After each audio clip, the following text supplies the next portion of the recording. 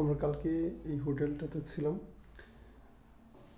বর্ডারের কাছে এরকম হোটেল পাওয়া একটু কষ্টসাধ্যই বটে। বুড়িমারিতে এরকম আমার জানার মতো দুইটা হোটেল পাওয়া যায়, একটা হচ্ছে হোটেল সামটাইমস, একটা হচ্ছে আমরা যেটাতে ছিলাম হোটেল এভরিডে। এটা হলো একটা সেমি ডাবল বেড বলতে পারেন অথবা কাপল বেড। ওয়াশরুমটা মোটামুটি এরকমই ক্লিন। এখানে একটা আয়না আছে, এদিকে টিভি আছে, আর এদিকে ছোট একটা ব্যালকনির ব্যবস্থা আছে। আর এই ব্যালকনির খুব সামনেই এখান থেকে ইন্ডিয়া বর্ডার, খুব বেশি দূরে না।